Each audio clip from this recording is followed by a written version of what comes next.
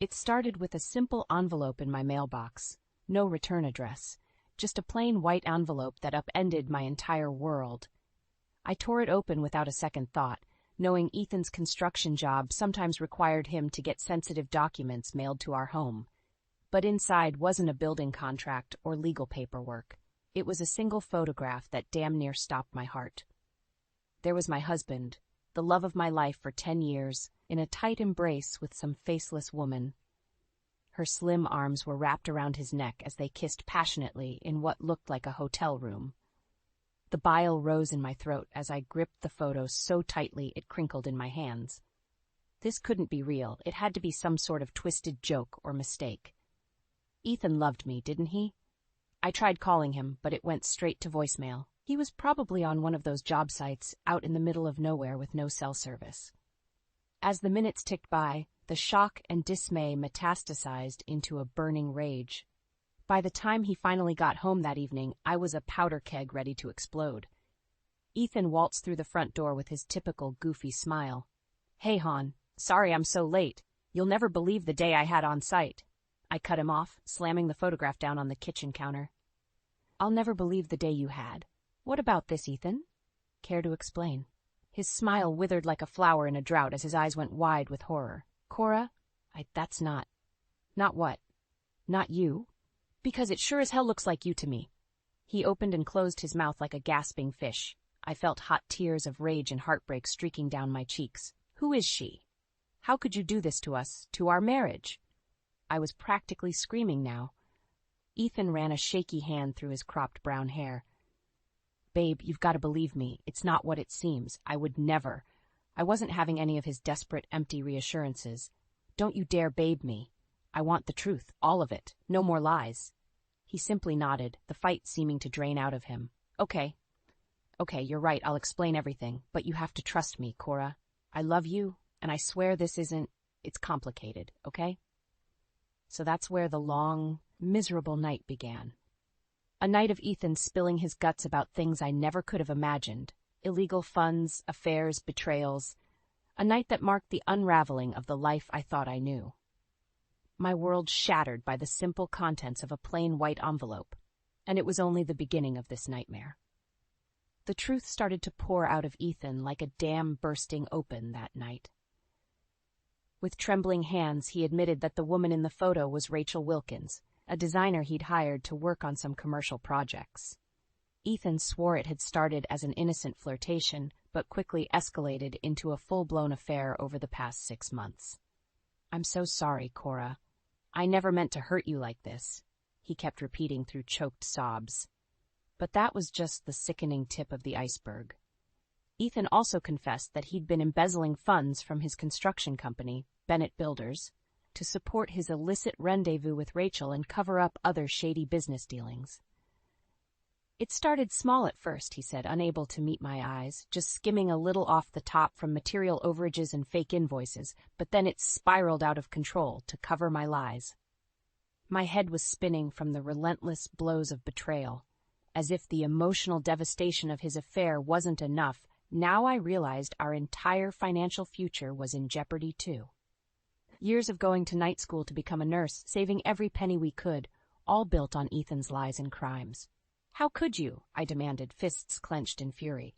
"Everything we have, our home, our savings for kids one day, all of it built on cheating and stealing?" Ethan just shook his head, tears streaming down his face. "I never wanted any of this, Cora. I got in too deep and I was scared, okay?"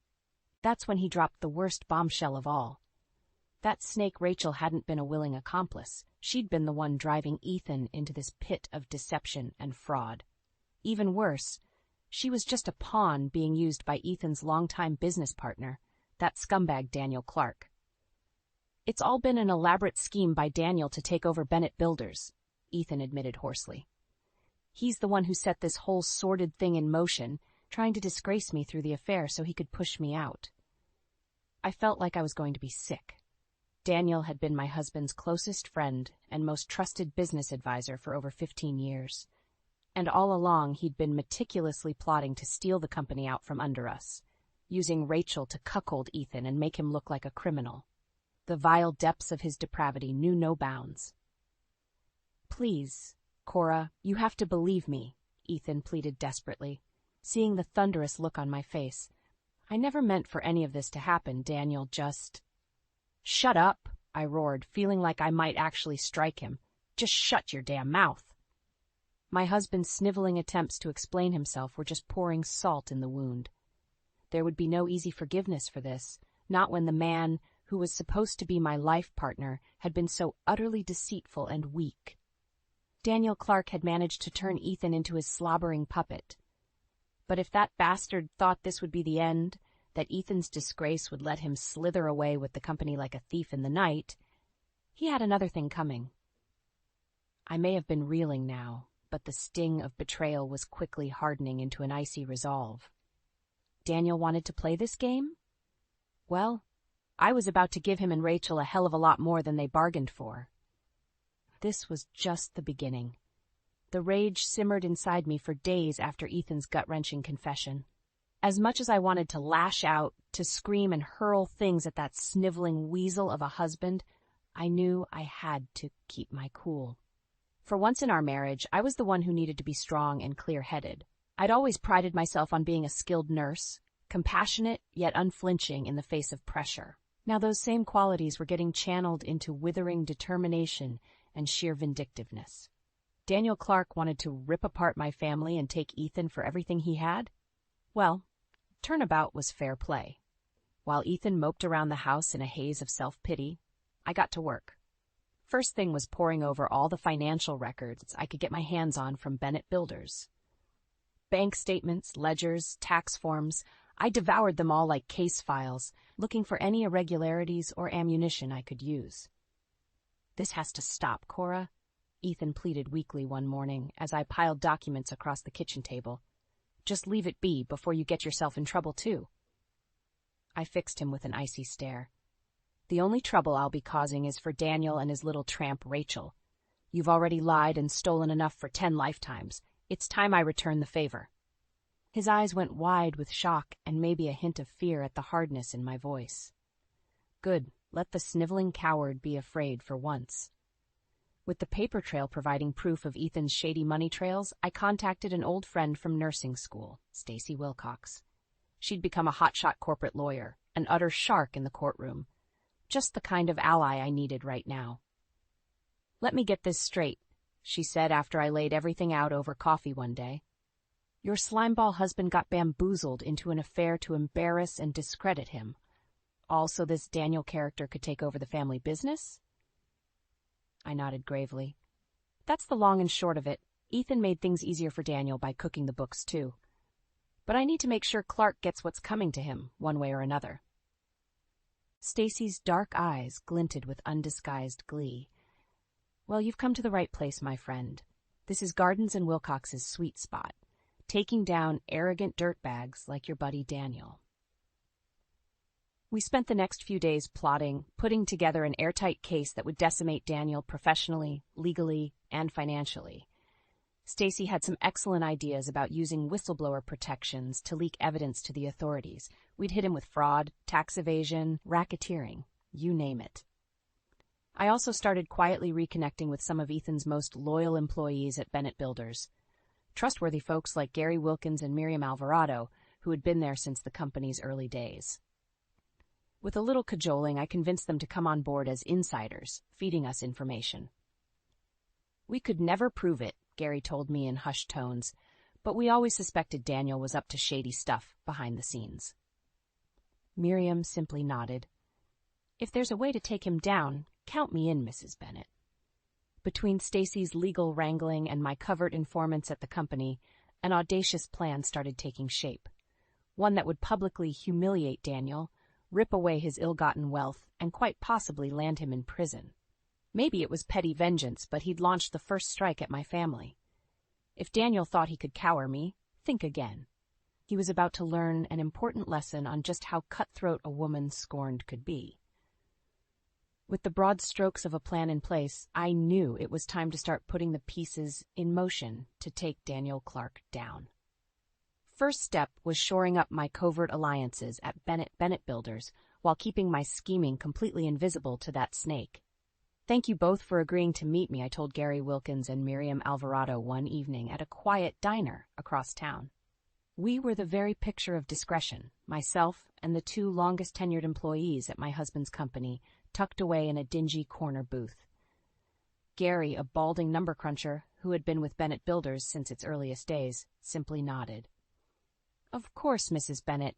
We want to help in any way we can to get that creep Daniel. Miriam, the firm's no-nonsense site manager, scowled in agreement.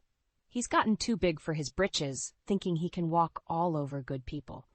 It's about time someone put Daniel in his place. I smiled thinly. Well, that's exactly what I have in mind, but it's going to take some clever maneuvering on all our parts. Over the next hour, I outlined the insane, high-stakes gambit I was contemplating with the help of my lawyer friend Stacy, how we would systematically gather evidence of Daniel's corrupt practices, money laundering, tax fraud, extortion, all while maintaining a veneer of total ignorance about his shady dealings. This is one hell of a long con, Miriam observed with an impressed raise of her eyebrows. You've got bigger stones than most, Mrs. Bennett. Just call me Cora, I replied coolly. And believe me, if that bastard thinks he can try to rip my family apart without consequences, he's going to deeply regret underestimating what I'm capable of. The two exchanged a loaded glance before Gary spoke up. You know we're risking our jobs, maybe even criminal charges if we get caught playing double agent like this, right? I cut him off with a steely glare. Which is why discretion and commitment are absolutely critical here. I wouldn't have brought you both into this if I didn't know you were trustworthy. An uneasy silence fell over the booth before Miriam reached across and gave my hand a supportive squeeze. You can count on us, Cora. That weasel Daniel has had this coming for a long time. With my corporate spy network secured, things started moving swiftly. I played the part of the oblivious, jilted wife to a T, all while using Stacy's legal prowess to start gathering the receipts and documents that would bury Daniel in a tidal wave of trouble. At the same time, Miriam and Gary were my eyes and ears, getting me insider access to Daniel's communications and subtle ways to divert files and funds from under his nose. More than once, one of them had to stall for time or creatively cover for my snooping before Daniel got suspicious. Jesus, Cora, are you sure you want to keep going this far? Miriam asked one evening over drinks after a close call. Things are starting to get crazy. I simply drained my glass and gave a grim nod. There's no going back now, not after everything Daniel's done. Despite all the careful groundwork over the past few months, I could feel my nerves building as the grand sting operation against Daniel Clark drew near. One little slip-up from anyone in our ragtag team of conspirators, and everything could unravel in a disastrous instant. Stacy assured me constantly that she had put together an airtight legal case that would demolish Daniel in court. Whistleblower protections, subpoenas, you name it, she'd covered every base to make our evidence unimpeachable. But that didn't make seeing this insane plan through to the end any less terrifying. You don't have to go through with the public part if you don't want to, she told me one afternoon, clearly able to sense my growing anxiety. I can handle the legal actions without you being there. I shook my head adamantly. No way.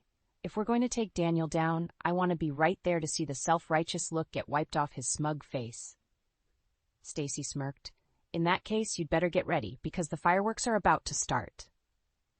The venue Stacy chose for our sting operation was Bennett Builders' annual corporate retreat at a swanky hotel in downtown Philadelphia. One of those self-congratulatory blowouts Daniel always relished, filled with overpaid executives publicly patting themselves on the back. As a former spouse, I was able to secure myself a room at the hotel under the radar. The morning of the big event, I suited up for war, a stylish burgundy dress that wouldn't look out of place, but underneath, I had a hidden microphone to capture all the drama for the cameras. Are we set? I muttered under my breath as I checked my appearance one final time. Gary's voice crackled in my earpiece. All good on our end, Cora. Just waiting on your signal.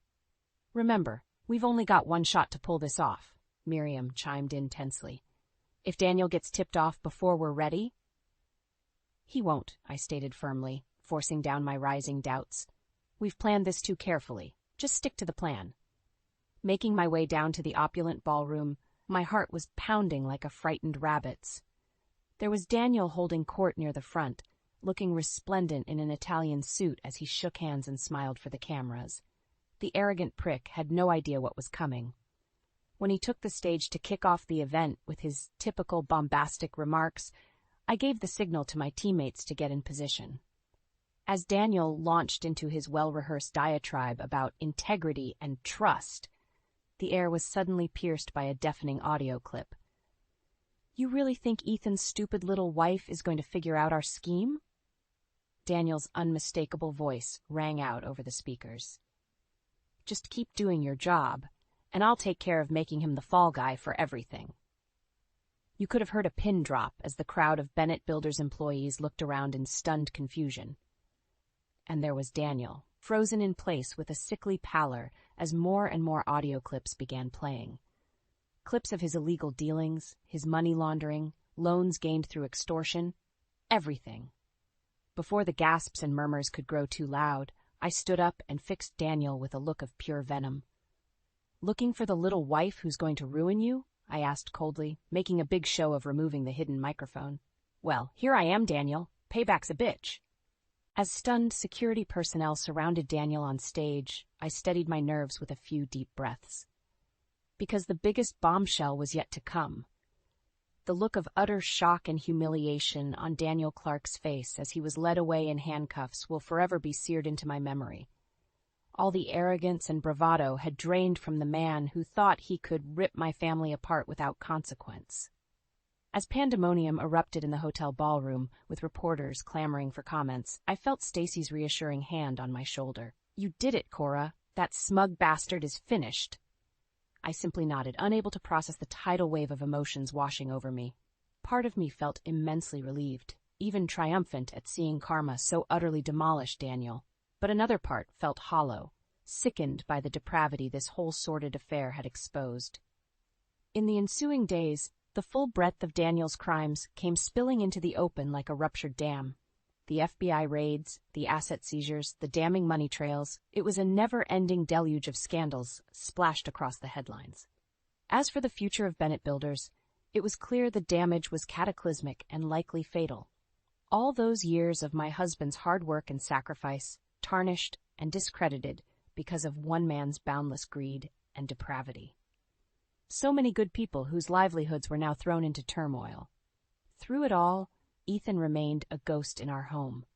Ashamed, distant, and unable to meet my eyes, I oscillated between feeling sorry for the shattered man before me and burning contempt for his utter weakness in letting Daniel manipulate him. "What's going to happen to us?" he asked one night, voice hoarse and cracking. I don't know how to even begin making this right, Cora." I fixed him with a look of pure ice. "Well, considering you've now confessed to multiple felonies, making things right might start with finding a damn good criminal lawyer." The words hung like a leaden weight between us. Despite the small solace of payback against Daniel, this wasn't the life I ever envisioned for us. No family, no future financial security. All that remained was the bitter ash of betrayal. Ethan seemed to wilt before me as tears welled in his eyes. "I never meant for any of this, Cora. You have to know that. Everything I did was out of fear, and—" I held up a hand to silence him, feeling my own rage and grief bubbling up to the surface. "Save it, Ethan. You were weak, and it cost us everything. All the sacrifices, all the plans we had, it's all gone now because you chose to lie and cover up for that snake Daniel instead of coming clean." He opened his mouth to respond, but I wasn't finished unloading the torrent of fury and anguish that had been simmering inside. And the worst part? I had to be the strong one. I had to be the person who took that monster down, who fought for justice and the truth, because you were too spineless to stand up for your own family. Ethan simply dissolved into anguished sobs, covering his face with his hands as I stood over him, chest heaving with the force of such raw emotion. In that moment, I felt everything: rage, disgust, sadness, remorse for the lives we'd sacrificed to this ugly betrayal. But most of all, despite the relief of seeing Daniel pay for his villainy, all I felt was a bone-deep, aching weariness. Because even though I'd executed the perfect vengeance, what did we really have left? In the aftermath of Daniel Clark's spectacular downfall, it felt like the dust would never settle. Ethan faced a litany of criminal charges, not to mention an endless parade of lawsuits from Bennett Builders' creditors and business partners. My vengeance had been exacted, but at what cost? "This is a complete shit show, Cora," Stacy remarked one afternoon, tossing a towering stack of legal notices onto my kitchen table. "The feds are aiming to throw the book at Ethan, and that's not even the half of it with the civil cases piling up." I sighed, feeling the weight of the world on my shoulders. So what are our options here? Ethan can't afford to fight all these battles alone. Well, he's got two choices from my perspective, Stacy laid out bluntly. Option one is to try and cut some kind of deal by cooperating, maybe even testifying against Daniel's underlings to mitigate things. My eyes narrowed. And the other option? Chapter 11 bankruptcy, she stated flatly. It could help leverage a lot of the civil liabilities if we can prove he was acting under duress from Daniel's extortion scheme. I leaned back.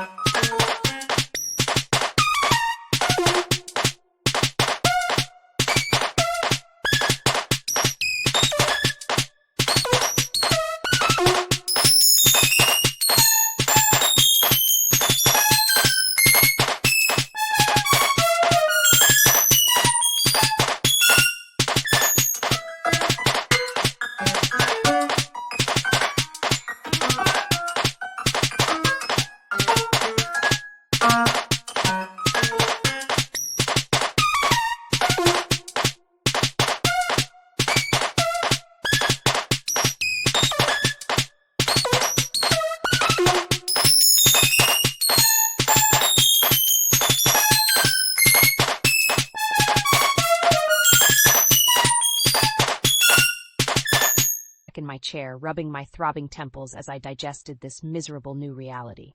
Ethan was either going to sell his soul to try and stay out of prison or lose what little we had left trying to avoid total financial oblivion. Jesus, what a goddamn mess, I muttered darkly. Ethan entered the room then, looking haggard and utterly dejected in stained sweats. I couldn't even muster any animosity towards my husband in that moment, just bone-deep pity for the pathetic shadow of a man he'd become. "We were just strategizing our options," Stacy stated coolly, ever the pragmatist. "You know you're in a pretty tight spot here, Ethan." He simply nodded warily. "I know. God, I know." He turned his hollow gaze towards me. "Listen, Cora, I'm sorry about all this. Truly I am. Maybe you'd be better off just walking away while you still can." "Don't even start with that bullshit," I cut him off fiercely. Despite everything, something deep inside me still rallied at the thought of just abandoning him and Bennett Builders to this cyclone of devastation. Pushing myself up from the table, I began to pace as the pieces slowly clicked into place in my mind. Okay, here's what we're going to do. First, we go with Chapter 11 bankruptcy proceedings and cut our losses on the civil side of things. Let the creditors pick over what's left of the business. Stacy leaned forward intently. Not a bad start. It'll buy us some breathing room at least. But Ethan still has all those criminal charges hanging over his head. I nodded grimly. I know. That's where he lays it all on the table for the prosecution. Everything about how Daniel manipulated and threatened him, the financial fraud, the works. He has to sell them the full hell of being Daniel's victim to try and cut some kind of deal on reduced sentencing. The two of them shared an uncertain look, but I pressed onwards with my hastily arranged stratagem. And while that's going on, I'll get the ball rolling on restarting the company.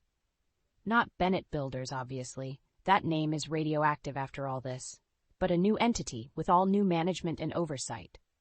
Stacy's eyebrows rose incredulously. Cora, why the hell would you want to tie yourself to this anchor anymore after everything it's cost you both? My jaw set with grim determination.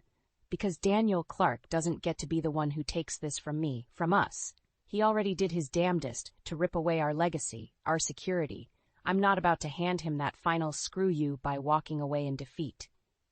Ethan stared at me as if seeing me for the first time, though something almost resembling hope flickering across his haunted features. So that's the play, I stated firmly, looking between them both. We cut our losses, deal with the fallout by any means necessary, and build something new from the ashes. Something better, stronger, and that bastard Daniel can never touch. It's time we finally take our lives back, once and for all. The road ahead was still long and arduous, but for the first time in what felt like an eternity, I could taste the promise of something resembling redemption on the horizon. Maybe even a shot at genuine happiness again. As Stacy had predicted, getting Bennett Builders, or what was left of that shattered husk, into Chapter 11 bankruptcy was a grueling process. Endless meetings, depositions, hearings with the kind of greedy vultures who feast on the carcasses of failed businesses. Through it all, Ethan remained uncharacteristically stoic and cooperative, following Stacy's counsel to lay everything bare about Daniel's extortion plot. He'd become a hollow-eyed wraith entirely devoid of the arrogant bluster that once possessed him. In a strange way, it was the only form of penance he could offer in the face of his staggering betrayal. You know the prosecution is going to go hard at you, right? I warned him one evening over the papers spread across our kitchen table. Cutting a deal is going to mean throwing yourself at their mercy. He gave a weary nod. I know, but after everything, it's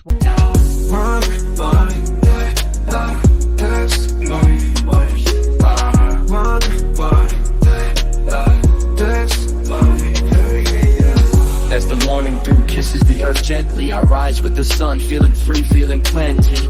In the quietude of dawn, where dreams unfold, I find solace in rhythm and stories untold.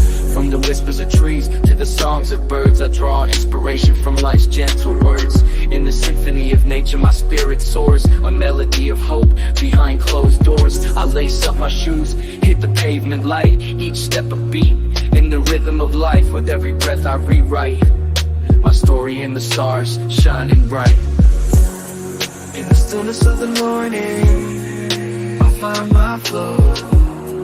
In the silence of the sunrise, I let it all go.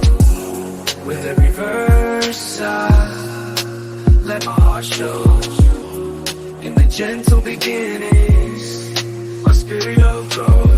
In the hustle of the day, I find my stride. With every challenge I face, I take it in my stride. In the chaos of life, I seek to confide in the power of music where I can reside. From the city streets to the open sky, I spread my wings, ready to fly. In the rhythm of motion, I amplify my dreams, my hopes, reaching for the sky. I paint my world with words, colors bright. In the canvas of life, I find my light. With every rhyme, I ignite a fire within, burning bright. In the stillness of the morning, I find my flow. In the silence of the sunrise, I let it all go. With every verse I let my heart show. In the gentle beginnings, my spirit will grow. So here I stand, in the twilight's embrace, a storyteller in this vast space. With every word I speak, I trace my journey, my truth, leaving a trace.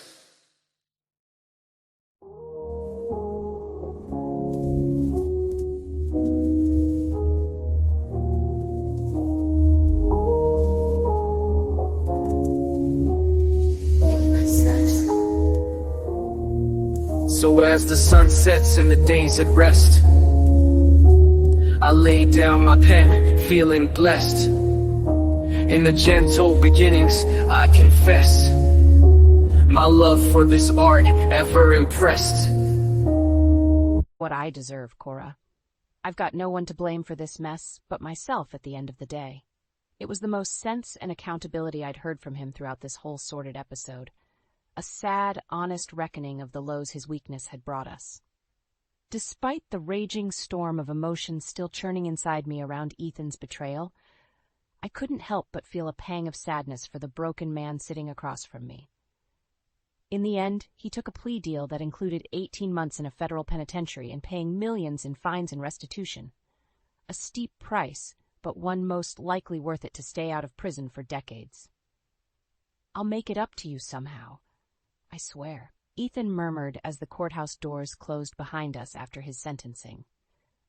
I didn't respond, lacking the energy to prod that wound further, because in my mind we'd already started on the long road towards some form of redemption and atonement. While Ethan prepared for his incarceration stint, I got to work rebuilding in earnest with a fiercely loyal group of former Bennett Builders employees, construction veterans like Gary and Miriam, who had risked everything to take Daniel down at my side. We established a new company, Providence Contractors, with a mandate to start fresh, unburdened by the corrupt baggage of the past. I instituted new ethics codes, financial controls, you name it. Anything and everything to ensure we'd never again be blindsided by the moral hell that Daniel Clark had dragged us through. When the big day came for Providence's public launch and first major bid unveiling, you could cut the tension with a knife. I stood at the podium, gazing out over the small crowd that included my surviving work family, a few reporters, and most importantly, Ethan. His eyes were shining with an emotion I hadn't seen in far too long. Pride. Not arrogant pride, but the bone-deep sense of being proud of the phoenix rising from the ashes before him. The new life being created to cauterize all the betrayal and agony of the old one. I felt my own eyes misting up as I stepped forward to make my speech.